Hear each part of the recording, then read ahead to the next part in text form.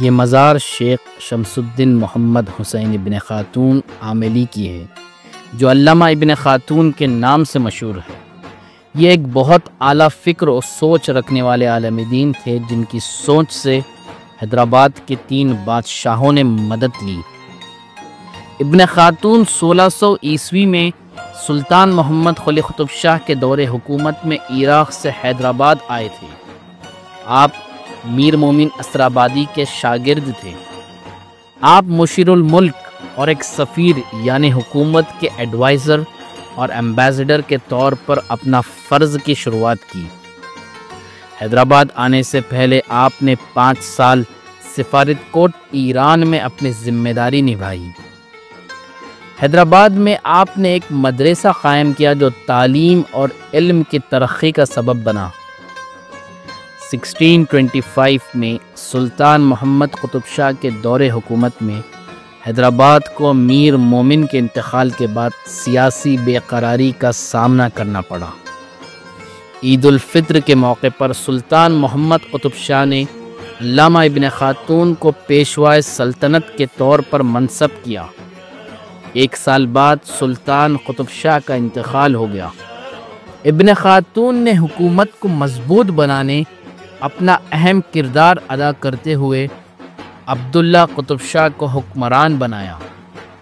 آپ نے حیدرآباد میں بہت سے علماء، تھیولوجینز، ہسٹورینز اور انٹلیکچوئلز کو بلایا، جن میں شامل تھے حکیم رکن مئیسی، ملا حسین عاملی، ملا حسین اسرآبادی، میر فطرت مشہدی، رضا دانش، سید حیدر عراقی، حکیم نظام الدین جیلانی جن کا مقبرہ حکیم پیٹ میں ہے، رضا خلی جو نیک نام خان کے نام سے مشہور ہوئے، وہ صفوت کوٹ ایران کے نوبل تھے اور یہاں پر قطب شاہی سلطنت میں فوج کے سردار بنے۔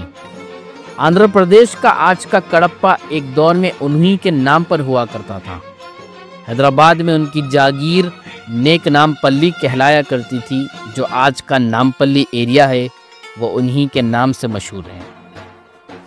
عبدالحمید لاہوری اپنی کتاب بادشاہ نامہ میں 1631 میں حیدرآباد میں بارش نہ ہونے سے سوکھا پڑنے اور ٹڈی کے حملے کا ذکر کرتے ہیں۔ اس وقت علامہ ابن خاتون نے اپنی قیمتی چیزیں بیچ کر غریبوں کے لیے لنگر لگانا شروع کیا۔ سلطان عبداللہ قطب شاہ نے لوگوں کو روزے رکھنے اور اللہ سے بارش کی دعا کرنے کی ہدایت دی۔ بادشاہ کے حکم پر ابن خاتون نے بادشاہی عاشورخانے کے پیچھے نماز استغاثہ باجماعت پڑھائی اور بارش کے لیے دعا کی۔ اللہ نے ان کی دعائیں قبول کی اور پھر بہترین بارش ہوئی جو گولکنڈہ سلطنت کی زمین میں ایک نئی جان ڈال دی۔ ابن خاتون میر جملہ سلطنت یعنی شاہی نوابوں کے رہنما اور پیشوائے سلطنت ایک ساتھ بنائے گئے، جو گولکنڈہ کی تاریخ میں صرف ابن خاتون کو یہ اعزاز ملا۔ آپ اپنے دور کے ایک عظیم اور پرہیزگار علماء میں سے تھے۔